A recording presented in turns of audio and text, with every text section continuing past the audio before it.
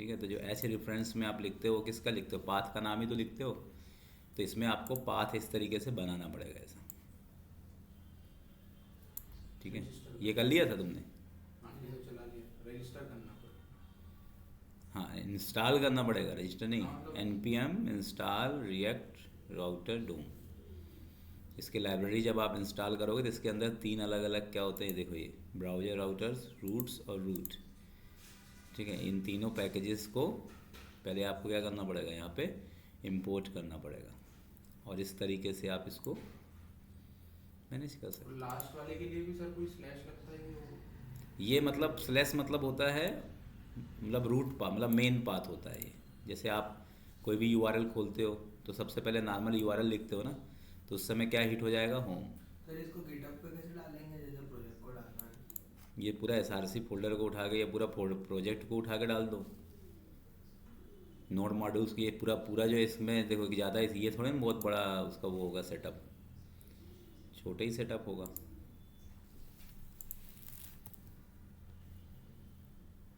क्या है, क्या नाम है इसका, हाँ ये। माई फर्स्ट रिएक्ट प्रोजेक्ट हाँ ना। ये। देखो ज़्यादा एम बी का थोड़ी है, 69.3 एम बी का तो है। ऐसा कैसे अपलोड हो जाएगा? जिप बना के कर लो अपलोड, ज़्यादा होगा। ड्राइव में रख लो, गूगल तो आपको 5 GB का देता है ना स्टोरेज, गूगल ड्राइव। 15। वहाँ रख लो 15 GB का। हाँ देखो 15 GB का दे रहा है। एप्पल देता है 5 का। और क्या चाहिए तुमको।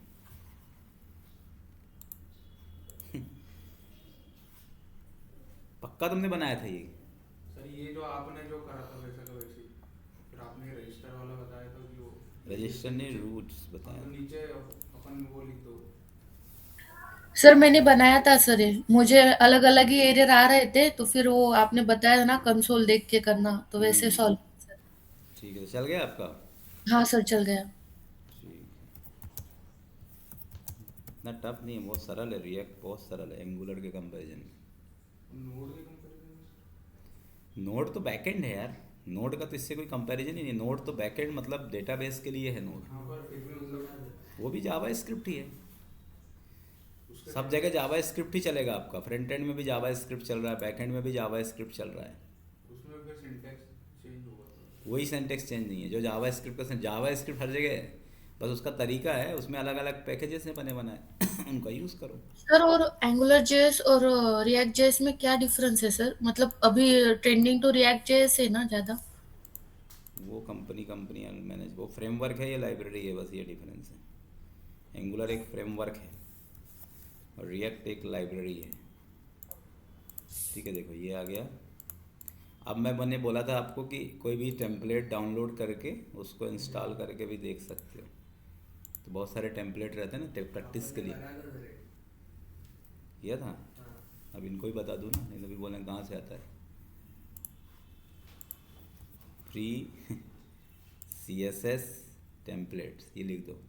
ठीक है, इस टेम्पलेट्स का मतलब ये रहता है, विजन ये रहता है कि जैसे मान लो कोई वेबसाइट बनाना है आपको, तो आप इनका भी ऐसे मतलब स्टाइलिंग यूज़ कर सकते हो। बहुत सारे लोग तो सीधा सीधा टेम्पलेट ही उतार देते हैं साइट में। देखो ये जिस कैसे अलग अलग ये टेम्पलेट्स हैं, ये फ्री हैं, इनको आप अपने वेबसाइट में यूज़ कर सकते हो। जैसे ये टेम्पलेट है एक, कौन सा, ये वाला। हाँ। ये तुमको अच्छा लग रहा है। हम्म? चलेगा मतलब। पहले लाइव व्यू भी देख सकते हो डाउनलोडिंग के पहले, कि पहले आपको सही लग रहा है कि नहीं। ये देखो, अच्छा है ये टेम्पलेट। अब ऐसा आपको बनाने के लिए बोल दिया जाए, तुमको 1 साल लग जाएंगे बनाने में। अभी कुछ भी स्लाइडर लगाया है इसने, देखो ये। हम्म? स्लाइडर में भी एनिमेशन। मुझे तो नहीं जम रहा है वो।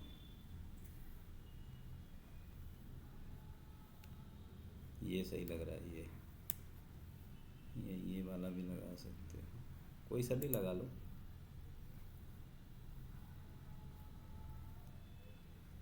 इसको लगा लो, घर वाला, घर, अपार्टमेंट, ये सही है, विला।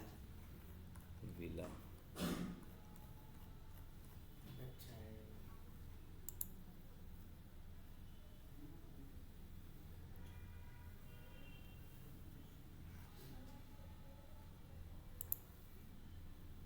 ठीक है।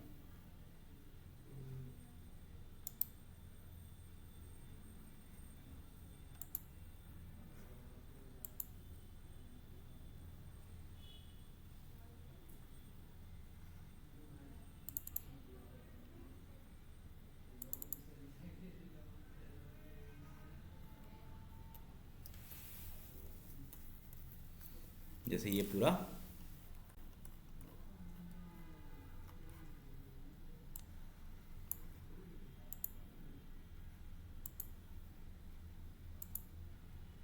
वाला है तो अच्छा था, मेरे को अपन देख ले। अच्छे बुरे से मतलब नहीं है आपको, तो लगाने से मतलब है। वो तो हर कोई से भी टेम्पलेट उठा लो, सब एक जैसे। ये भी अच्छा, ये रियलिस्टिक है ना, कि मतलब एक रियल एस्टेट की वेबसाइट का इंटीग्रेशन। अपने प्रोजेक्ट्स में भी बता सकते हो कि हमने एक रियल एस्टेट एजेंसी का पूरा एक वेबसाइट रिएक्ट में डिज़ाइन करा है। फ्यूचर पर्सपेक्टिव से भी बेटर है। अब भले डिज़ाइन नहीं किया है, अब इसमें आपके पास क्या है, असेट्स और वेंडर। ये असेट्स में क्या रहता है, देखो असेट्स में रहता है images, JS, web phones, CSS, इसको कॉपी करो। और वेंडर में क्या रहता है, देखो इसमें वेंडर में बूटस्ट्रैप और जेक्यूरी। तो मैंने आपको कल बताया था कि इन सबको उठा के क्या करना है, कहाँ रखना है, एसआरसी में रखना है। कहाँ रखना है, एसआरसी में। ये मतलब ये फोल्डर्स हैं, इनको उठाओ और अपने प्रोजेक्ट में जाओ, और प्रोजेक्ट के अंदर जो भी आपका एसआरसी फोल्डर है उसके अंदर जा कर के इसको रख दो।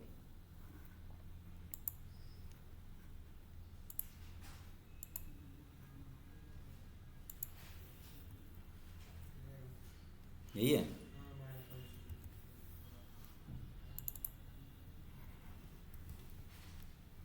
असेट्स तो पहले बना के रखा है, इसने रखा है। किसका है ये, माय फर्स्ट, तुम्हारा ही है। असेट्स में क्या रखा है इसने, रिएक्ट, इसने खुद बनाया है क्या, देखो एक बार पहले।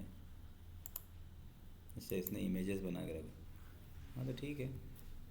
इसके पास ये छोटा सा जो इमेजेस रखा था ना, वो कहाँ रखा था, असेट्स में रखा था। आप उसको चाहो तो ओवरराइड, क्योंकि बहुत बड़ा इम्पोर्टेंट कोई, इसको कर दो पेस्ट।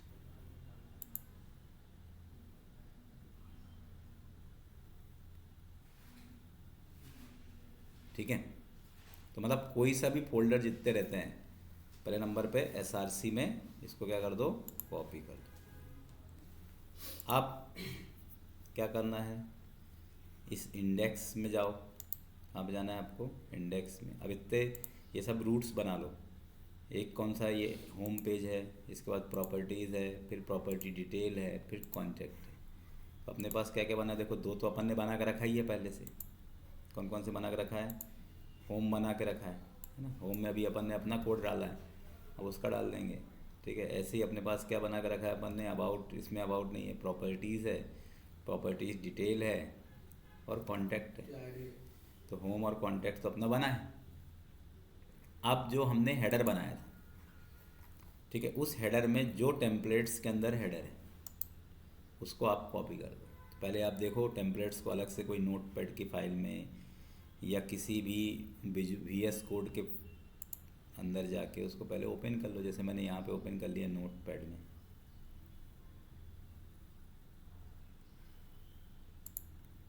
कर लिया। अब इस नोटपैड के फाइल में जैसे मैं गया, तो यहाँ पे आप देख सकते हो कि इसके अंदर क्या डला हुआ है, इसका CSS की पाथ डला हुआ है, डला हुआ है ऐसे। तो ये सब पाथ कहाँ पे पेस्ट करना है आपको, index.html पेज में। ठीक है, किसके इंडेक्स डॉट, हाँ ये। जैसे अभी अपन ने बूट स्ट्रैप का लिंक दिया, जिसमें बूट स्ट्रैप सब है। अब दो बूट स्ट्रैप लगाने से कोई मतलब है नहीं, ये हो गया। ठीक है। इसके बाद नेक्स्ट नीचे भी जावा स्क्रिप्ट की बहुत सारी फाइल होगी, दिख रही है जावा स्क्रिप्ट की फाइल। इस फाइल को उठाओ और इस तरीके से आपको स्क्रिप्ट टाइप इक्वल टू क्या लिखना है, यहाँ पे मॉड्यूल लिखना है। जैसे इसने क्या लिखा हो देखो, इसका जो JSX फाइल है ना, इसका अपना तो जावा स्क्रिप्ट अपन तो सीधे डायरेक्टली भी यहाँ पे लिख सकते हैं। तो यहाँ पे जाओ और सीधे यहाँ पे जितने भी जावा स्क्रिप्ट की फाइल है, अभी इस फाइल को हटा दो, इसको हमने यहाँ पे पेस्ट कर दिया। तो सर इसकी JSX से तो कुछ दिक्कत नहीं? नहीं, उससे कोई दिक्कत नहीं आएगी, और आएगी तो चेंज कर देना, क्या ही फर्क पड़े, चला के देख लो। वैसे नहीं आनी चाहिए क्योंकि हम इसको कंपोनेंट के अंदर नहीं लिख रहे ना, कहाँ पे लिख रहे हैं, HTML में लिख रहे हैं, ठीक है। तो HTML में तो सब वही है, ठीक है। अब इसके बाद जाना है आपको हेडर के अंदर। हाँ देखो, ये लिखे भी रहते हैं, जो अच्छे डिजाइनर रहते हैं ना वो अच्छे लिखे भी रहते हैं। ये pre loader and pre loader, अभी लोडर मत लगाओ, अभी पहले हेडर। देखो ये हेडर का पूरा एरिया यहाँ से चालू हो रहा है और यहाँ पे फिनिश हो रहा है। तो इस एरिया को उठाओ और इसको आपको कहाँ पे डालना है, जा करके header.jsx, जो हेडर अपन ने बनाया है, तो इसको हटा दो, ठीक है, क्योंकि हमने अपनी वेबसाइट तो ये डाल दिया अपन। अब इसके अंदर जो कमेंट इसमें लगे हुए हैं, इन सबको हटा दो।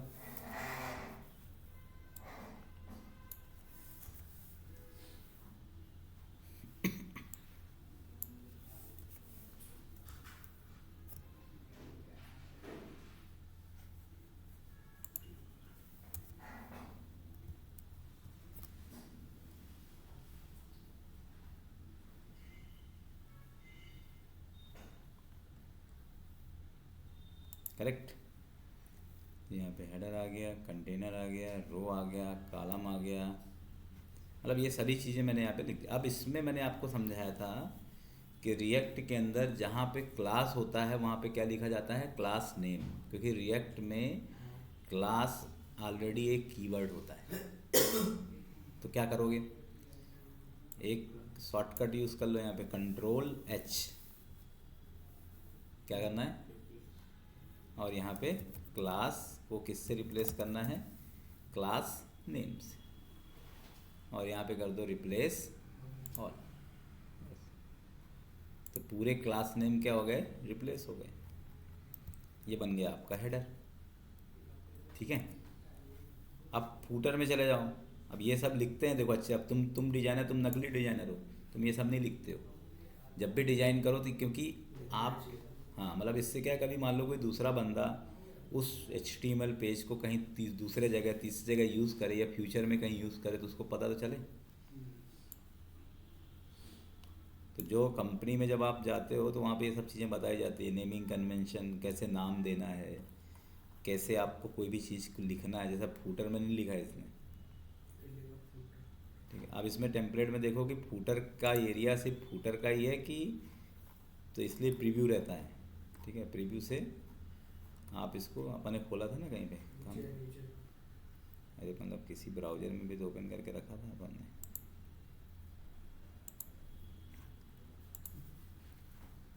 कोई बात नहीं, यहीं से कर लो, या कि फिर जो आपने डाउनलोड किया है ना उस पर भी डबल हिट करके देख सकते हो।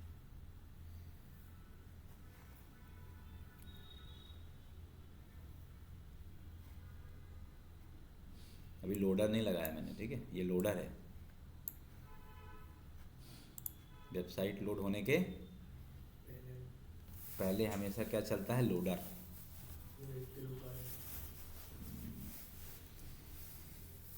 ऐसे नहीं, लोडर ही चलता रहेगा। देखो अब ये मैं ये देखना चाह रहा हूँ कि ये जो एरिया है, कॉन्टैक्ट वाला एरिया है, ये वाला एरिया, ये ऐसा नहीं सब पेज में दिख रहा है। प्रॉपर्टीज, हाँ नहीं दिख रहा है, ठीक है। फूटर मतलब फूटर, तो देखो इसलिए मैंने फूटर बनाया। अब इसका नाम ऐसा कोई फूटर प्रीडिफाइन नहीं है, पता चला तुम फूटर प्रीडिफाइन, ये फूटर अलग है। ये स्मॉल वाला फूटर HTML का सिमेंटिक टैग है। किसका टैग है, और ये जो footer डॉट JSX बनाया मैंने, ये कंपोनेंट है, इसलिए कंफ्यूज मत होना। हाँ, मैंने जादू हो गया था मेरे साथ, मैंने बढ़ाया फ्लिप के अंदर। हम्म, तो इसलिए क्या इस चीज़ का आपको बिल्कुल ध्यान रख करके एक एक चीज़ों को बिल्कुल ध्यान रख के फोकस करना है आपको, और ऐसा नहीं कि कोई भी चीज़ को स्किप कर दो। यहाँ पे कर दो ये, अरे गलती हो गई है, क्लास में सीखा गए क्लास नेम, इसमें दो ही थे। क्लियर, अपना हेडर फुटर पूरा बन चुका है। अब असली काम आता है ये मिडिल जो है, मतलब मेन सेक्शन है ना, कितना बड़ा है ये। अब इसको आपको अच्छे से क्या करना पड़ेगा, मैनेज करना पड़ेगा। होम वाला इसको उठाओ।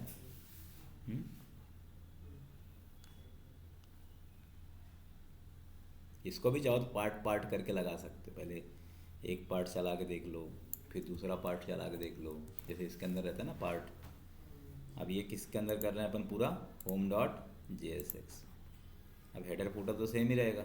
अब इसमें हेडर फुटर के लिए, अब जैसे ये ड्यू है, तब ड्यू की ज़रूरत नहीं है, तो खाली ड्यू के लिए क्या होता है, इसको ऐसा भी कर सकते हैं। इसका मतलब ये जैसे ड्यू क्या करता है, स्पेस लेता है, ये आपके डिज़ाइन को बिगाड़ सकता है, क्योंकि अपने टेम्पलेट में तो ड्यू है नहीं।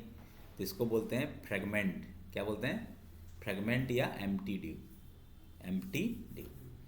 तो ये आपका स्पेस नहीं लेता, मतलब आपके डिज़ाइन को अफेक्ट नहीं करेगा, क्योंकि रिएक्ट का ये रूल्स होता है कि किसी भी कंपोनेंट को यदि आप डिज़ाइन कर रहे हो तो उसका एक रूट एलिमेंट होना ज़रूरी है। तो ये एक तरह से बिना रूट एलिमेंट के अपन ऐसा हेडर सेक्शन फुटर नहीं लिख सकते। इनको कंटेन करने के लिए एक कॉमन कंटेनर चाहिए। जैसे यहाँ पे देखो हेडर डॉट JSX में, यहाँ पे हेडर अपने आप में क्या है, एक कंटेनर है। फुटर में फुटर कंटेनर है, पर होम के अंदर क्या करना है, हमें हेडर भी कॉल करना है, सेक्शन भी कॉल करना है, मतलब मिडिल भी और फुटर भी। ठीक है, तो इसको आप यहाँ पे जाइए और यहाँ पे कर दीजिए कंट्रोल भी। अब देखो इतने सारे एरर आ रहे हैं, क्यों आ रहे हैं, क्योंकि रिएक्ट और HTML में यही डिफरेंस है। HTML में आप एरर कर देते हो तो HTML कभी भी कोई दिक्कत नहीं करता। ठीक है, रिएक्ट में यदि आपने एरर किया तो देखो ये पूरा, ये रेड से इसने पूरा फिल कर दिया। अब ये मिस्टेक क्या है, कोई बहुत बड़े बड़े मिस्टेक नहीं है, छोटे छोटे मिस्टेक है। जैसे ये BR देखो, अब ये BR ऐसा नहीं लिख सकते आप रिएक्ट में, BR को आपको क्लोज भी करना पड़ेगा। तो क्या करना पड़ेगा यहाँ पे, BR, मतलब रिएक्ट का रूल्स ये है कि जितने भी टैग आप बनाते हो उन सभी टैग को आपको क्लोज भी करना पड़ेगा। देखो यहाँ पे BR गया और यहाँ पे रिप्लेस ऑल कर दिया, ये पूरे BR ख़त्म हो गए। ठीक है, अब इसके बाद क्लास वाला, यहाँ पे क्लास में गया, कंट्रोल H, और यहाँ पे क्लास को क्या कर देंगे, क्लास नेम रिप्लेस ऑल कर दिया, ये हो गया। अब 80% एरर ख़त्म हो गए हैं। कितने परसेंट, 80%। अब इमेज वाले बचे हुए हैं, क्योंकि इमेज को अपन ने क्या नहीं करा, क्लोज नहीं करा।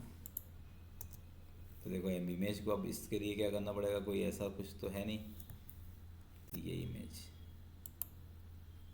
तो इसके लिए आप कंट्रोल F कर लो और एक एक करके इमेज को देख लो। जितने भी इमेज होंगे कहीं पर भी देखो। अब यही काम होता है HTML वाले का। HTML में वो रूल्स रेगुलेशन फॉलो नहीं करता है, लेकिन यहाँ पर आपको पूरे रूल्स रेगुलेशन फॉलो करना पड़ेगा। यदि आपने रूल्स रेगुलेशन फॉलो नहीं करा तो नहीं चलेगा, क्योंकि यहाँ पे HTML में आपने कोई भी चीज़ यदि बना दिया तो गलत कर दिया तो HTML तो एरर नहीं देगा, लेकिन बाद में उसका इफेक्ट कहाँ पर आएगा, गूगल के सर्च इंजन में आएगा। गूगल उस पेज को अनस्ट्रक्चर्ड कर देता है। देखो ये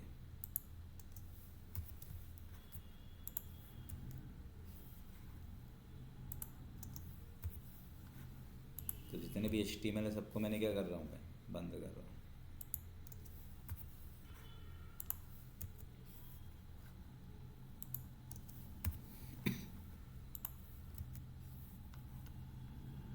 चाहो तो आप ChatGPT से बोल दो कि जितने भी HTML सबको क्लोज कर दो, तो 2 मिनट में क्लोज भी कर देगा।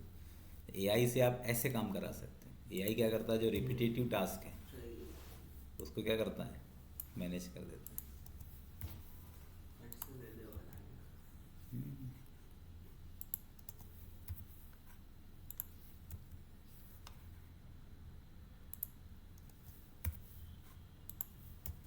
AI तो पूरा टेम्पलेट इंटीग्रेट करके दे देगा तुमको। पर कहाँ पे क्या रखना है वो एआई थोड़ी ना बताएगा। प्रोजेक्ट स्ट्रक्चर तो आपको बनाना पड़ेगा ना।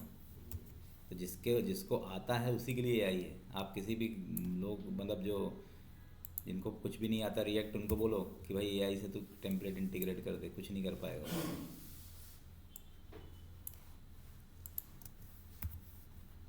क्योंकि तुमको जब आएगा ही नहीं, स्ट्रक्चर ही नहीं पता होगा, तो कहाँ से करोगे।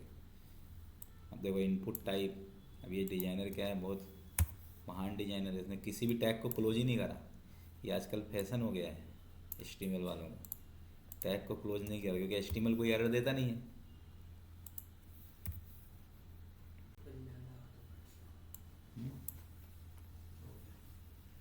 हो गया। अब अभी भी कुछ चीज़ें आपको चेंज करना पड़ेगा, अभी भी एरर आएगा रन टाइम में, क्योंकि HTML के अंदर, चलो ठीक है अभी चलाते हैं फिर देखते हैं, अभी पाथ का इशू भी आ सकता है।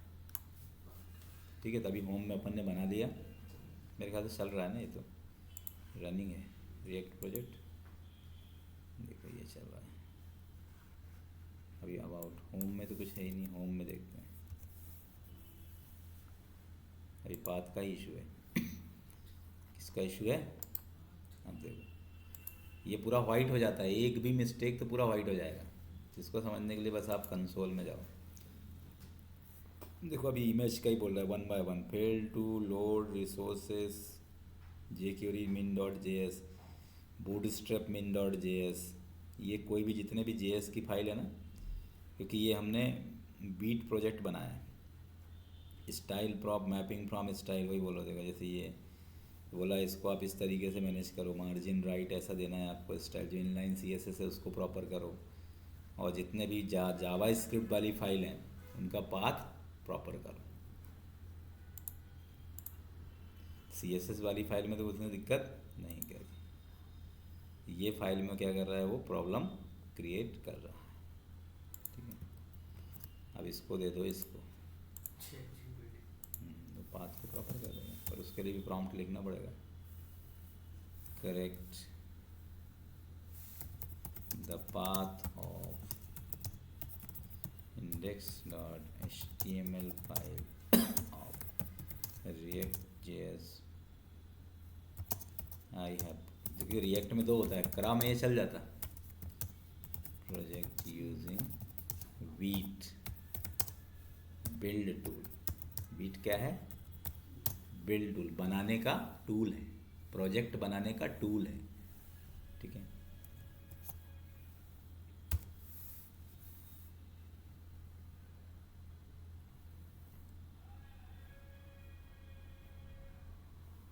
उसने बोला कि आप इस तरीके से रखो,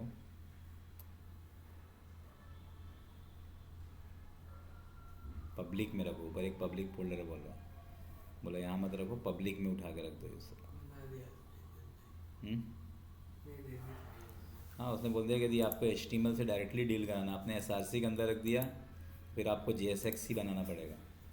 और आप चाहते हो कि नहीं आपका JS फाइल ही मैनेज हो, तो कुछ भी मत करो, एक पब्लिक फोल्डर है वहाँ पर उठा के रख दो। ठीक है, मैं कुछ भी नहीं करूँगा। असेट्स और वेंडर्स दो ही है ना, इसको Ctrl+X करता हूँ, और यहाँ पे जो पब्लिक फोल्डर उसने इसीलिए बनाया हुआ है, यहाँ पे जाके पेस्ट कर दो बस।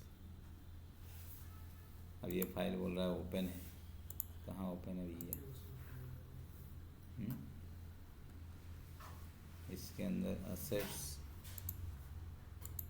अच्छा, ये फाइल index.html में अपन ने इसका यूज़ करके रखा ना, home.jsx में भी यूज़ करके रखा है, header.jsx में भी कुछ यूज करके रखा हुआ है, फूटर में react.svg। ठीक है, तो जहाँ जहाँ फाइल जो कि पेस्ट करने में दिक्कत कर रहा है, अब हो जाएगा पेस्ट।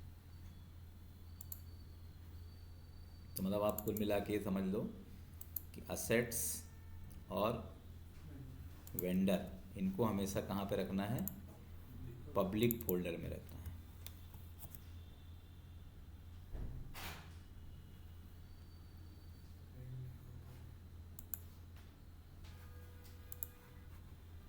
एक बार इसी को बंद कर दो, और ये सर्वर में चालू नहीं, सॉरी सर्वर बंद कर दे तो पूरा काम हो जाता है अपना।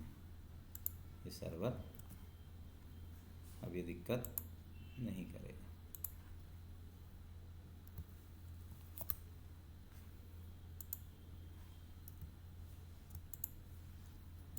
उसी के अंदर असेट्स एंड वेंडर, इसको कर लो कट। क्या करना है,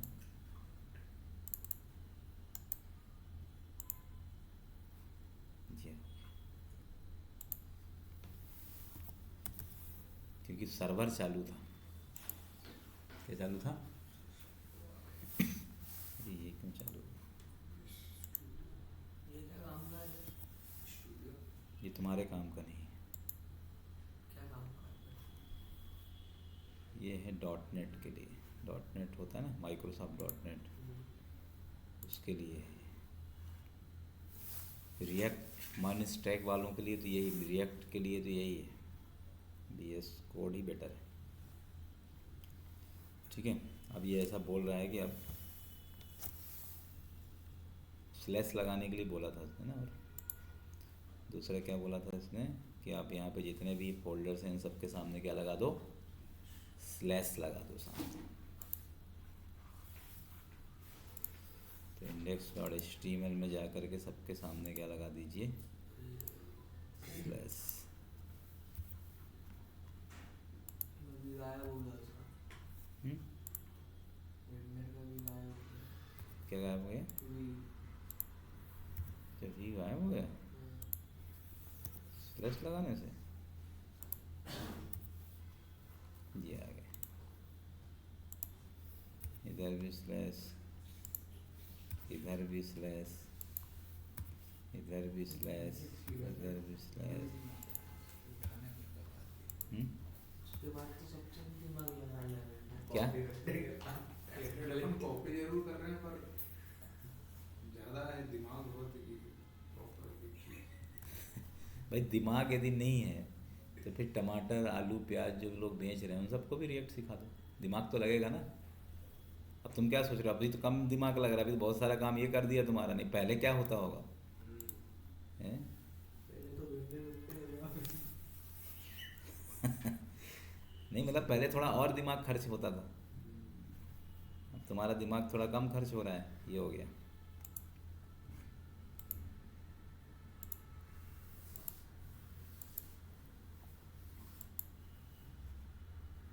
यहाँ पे कर दो npm रन।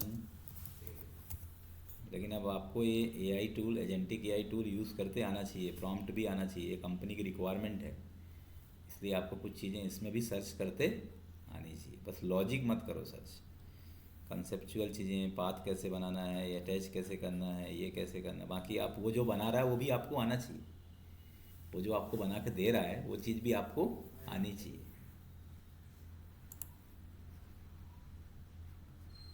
अब इसमें क्या है, ऑटोमेटिकली नहीं जाता है, इसको क्या है थोड़ा आलसी है ये बीट, रिएक्ट वाला खुद ही उसको खोल देता था।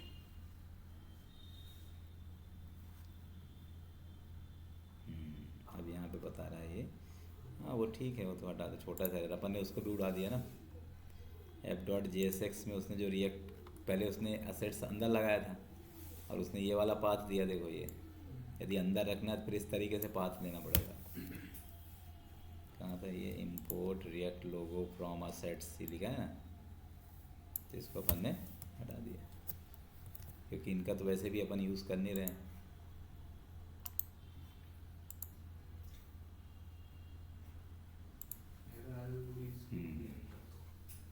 एरर आएगा, देखो अब कुछ प्रॉब्लम हो रहा है कि जो स्टाइल होता है वो बता रहा है, देखो पहले पढ़ो अच्छे से, जो स्टाइल होता है उसको आपको इस तरीके से लिखना है, उसमें डबल कर्ली ब्रैकेट्स लगाना है और जैसे मार्जिन राइट लिखना है, तो मार्जिन के अंदर जैसे अभी अपन नॉर्मल CSS में कैसे लिखते थे, मार्जिन हाइफन राइट, तो इसमें मार्जिन और हाइफन हटा के जो कैपिटल लेटर में लिख दो, ऐसा मार्जिन राइट। फिर आपको कैसे लिखना है, कोलन, कोलन के बाद कैसे लिखना है, ऐसे ये। और यदि पिक्सल एक्सल लिखना है तो प्लस करके फिर आप इसको पिक्सल या EM ऐसा लिखो, ठीक है। तो जो स्टाइल वाला है उसको भी आपको चेंज करना पड़ेगा। तो इसमें देखो कितने सारे स्टाइल कितने जगह लिखा होगा, तो इसका कहने का मतलब ये है कि आप ये वाला स्टाइल इसमें नहीं चलेगा। कौन सा वाला, ऐसा जैसे ये मैक्स बिट लिखा है ना ऐसा, तो ऐसा नहीं चलेगा। इसको अपन क्या करेंगे, ये करा, ये करा, मैक्स बिट्स में मैक्स और बिट्स इसको ऐसा करा, और 52 पिक्सल यदि आपको लिखना है तो प्लस करो ऐसा, और PX को ऐसा करो और यहाँ सेमीकोलन हटा दो, तब चलेगा ये। अब ऐसे कितने स्टाइल हैं, तो मैं क्या करूँगा, आपको करो तो वापस जाऊँगा इसके पास और इसको बोलूँगा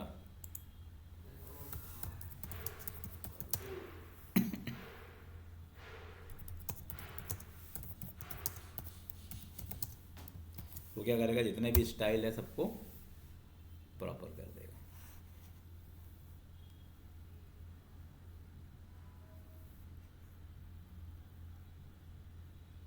चोर कर दिया सारी। हाँ, कुछ अपना दिमाग भी लगा रहा है कुछ, है ना। इसको बोलो भाई सिर्फ CSS को कर दे चेंज, कर दिया, ये ऐसा लिख रहा है। हाँ ठीक है, ऐसा भी लिख सकते हो, ये फिर से एरर दिलवाएगा वो। कुछ और भी हुआ है जादू करो। कुछ जादू करा है ना, हाँ कुछ हुआ है। उसको बोलो ज़्यादा ही चल कर देना, only correct style nothing else. बोलो भाई मुझे सिर्फ स्टाइल सही कराना है, बाकी चीज़ें सही। Got it. हाँ, अब समझ गया। अब हो गया। रुको। कर दिया। हाँ इमेज में भी कर दिया ना।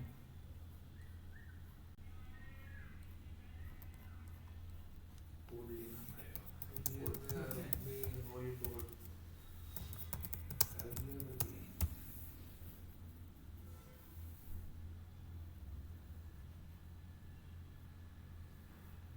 बोला यहाँ पे अब वो समझ रहा है अपनी बातों को। इसके पहले वो सबको सही करने को लगा था। इमेज में भी CSS बहुत सारे जगह है, तो ऐसे करते करते रेपिटेटिव टास्क बहुत ज़्यादा टाइम हो जाता है। जादू दिख रहा है आपको तो उसमें। कर दिया। कोई जादू नहीं दे रहा है, तब भरोसा करना। ऐसे कैसे हो जाए? हम्म? कोड छोटा कर दिया। हाँ उसमें कुछ उड़ाया हुए नहीं बीच में।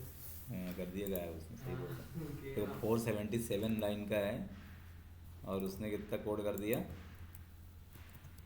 187 लाइन। कुछ उड़ गया था।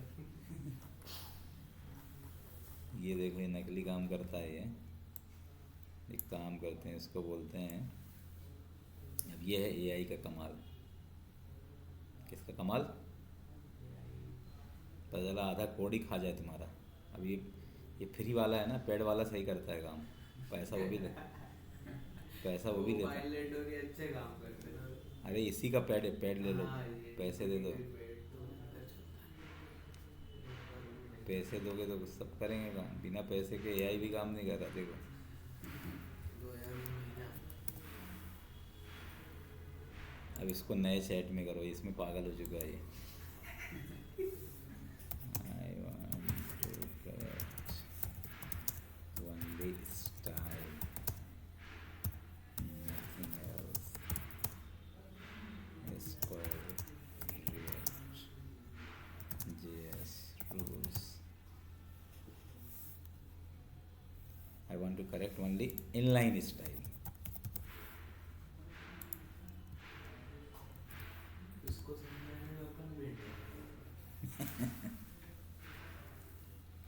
अब क्या बोलते हैं, खा जाती देगा ये देखो करा है। इसका एक लिमिट रहता है, इसलिए वो कम कर रहा है। उसका लाइन इतने लाइन को ही कर सकता है, क्योंकि ये 477 है ना। फिर कुछ हो गया था, कुछ गायब हो गया, कम हो गया कोड। करा है काम। कम हो गया 200 लाइन के रह गया। हाँ वो इतना कर ही नहीं सकता, उसका एक लिमिट है, वो इतना ही कर सकता है। तो अपन उसको कर देंगे पहले छोटे छोटे टाइम में दे देंगे। अब देखो इससे अच्छा तो खुद ही कर लो भाई। की जगह नहीं है इस टाइम। हैं भी तो बोल रहा हूँ मैं, ये स्टाइल उड़ा भी देंगे तो कोई दिक्कत नहीं है ना। कितने सारे प्रॉपर्टीज़ हैं, बहुत सारे हैं। इसको अभी अपन कम कोड देते हैं, उसको बोलते हैं कंटेनर। हो गया ये वाला रो के अंदर ही पूरा है। फिर इसके क्या है, LG7, फिर LG 5 दो टुकड़ों में है ना LG से, लेकिन LG 5 में तो कम ही है। मेन तो 415 से लेके 433 तक। ओनली करेक्ट दिस पार्ट, इसको बोलेंगे इस पार्ट को ही करेक्ट कर पहले।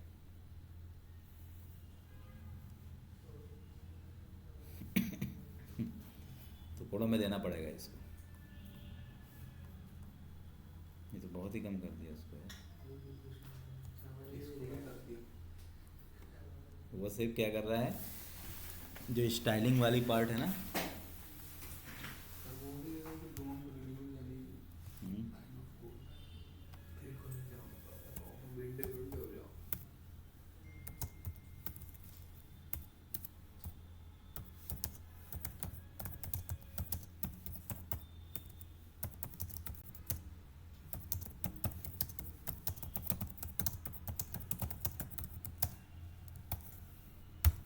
तो बोल रहा हूँ मेरा कोड मत रिड्यूस कर।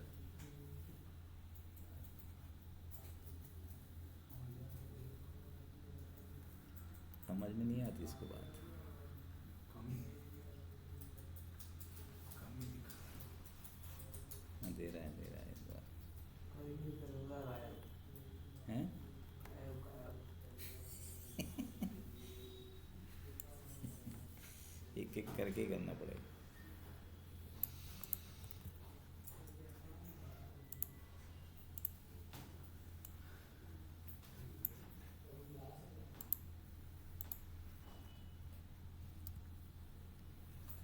यहाँ पे आई प्राइम, इसलिए AI के पास जाने। ये बना सकते हैं सर।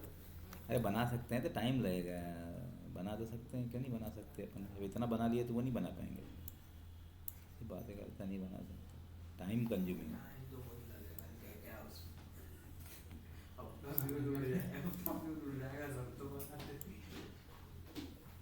नहीं तो ऐसा कोई ज़रूरी नहीं है कि पूरा पार्ट ही मैनेज करो, वो तो देखने के लिए अपन एक पार्ट भी देख चल जाए तो भी सही है। जैसे ये देखो फ्रेम बॉर्डर, ये एक्चुअली इमेजर लगाया ना, आई फ्रेम ज़्यादा यूज़ किया है, ये कर दिया अपन ने। ठीक है, इसके बाद क्या है इमेज। अब इमेज में इसने मैक्सिमम बिट करा, तो यहाँ पे क्या रहेगा मैक्स, इसमें दो स्टाइल में क्या रहेगा, दो ब्रैकेट लगेगा। फिर यहाँ पे दो ब्रैकेट लगेगा, फिर ये बिट्स क्या रहेगा, ये बिट्स का W क्या रहेगा कैपिटल। कहाँ गया वो वाला, ये ऊपर है। एक कॉपी करके पेस्ट कर सकते हैं अपन, जैसे एक जैसी तो है। मैक्सिमम बिट 52, देखो पिक्सल को ऐसे करना है, सेमीकोलन नहीं लगाने का, ऐसा चलेगा ये। मैक्स बिट्स को अपन रिप्लेस कर देंगे अगर ज़्यादा होगा। नहीं इधर पेस्ट कर दो, तभी इमेज में देखी जैसा है, बस वो आई फ्रेम वाला थोड़ा ज़्यादा था। ये हो गया, दो ही थे यार, फालतू अपन परेशान हो रहे थे क्या। वही तो बोला है, मेरा काम ही देखते हैं। ये तो कर ही दिया, ये भी कर दिया, ये भी कर दिया। ये है, ये थोड़ा लंबा, ये आई फ्रेम वाला होगा। हाँ इसमें भी है style equals to max base 60 pixel, कोई दिक्कत नहीं, अपन से मैक्स बेट से लगा देते हैं, पैडिंग 0 का लगा के भी क्या करेंगे। ठीक है, ये हो गया। और कहाँ है स्टाइल, एक ये नीचे है इमेजेस के अंदर, स्टाइल इक्वल्स टू क्या है इसमें, इधर भी है, बहुत सारे हैं इधर। मेरे को 3-4 ही बस है। पूरा स्टाइल कॉपी किया ना अपन ने, हाँ कंट्रोल भी कर दो। तो अपन एक काम करते हैं, इसको पूरा ही उठा लें और एक साथ भी रिप्लेस कर सकते हैं। रिप्लेस ही कर दो। पर उसमें क्या गड़बड़ी हो जाती है करके भी, इसलिए नहीं कर रहा हूँ मैं। ठीक है, अब इसके बाद कंट्रोल F और करो स्टाइल, तो ये स्टाइल देखो दो दो हो गया, कहीं कहीं दो दो हो गया, ये सही है। इसमें क्या एरर दे रहा है अभी,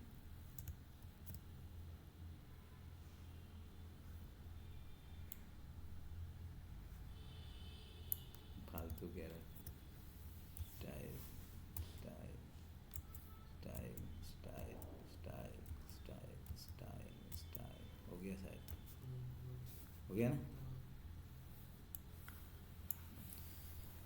अब इधर देखो, इधर इधर इधर, हाँ आ गया आ गया आ गया, बिल आ गया बिल आ गया बिल आ गया, ये आ गया आपका CSS का पूरा इंटीग्रेशन। इस तरीके से आपको इंटीग्रेशन करना है। अब नेक्स्ट सेशन में आगे प्रॉपर्टीज़ पे क्लिक कैसे करेंगे, नेक्स्ट अंदर के पेज कैसे बनाएंगे, ये अपन देखेंगे, पर आपको पहले इतना करके देखिए, ठीक है।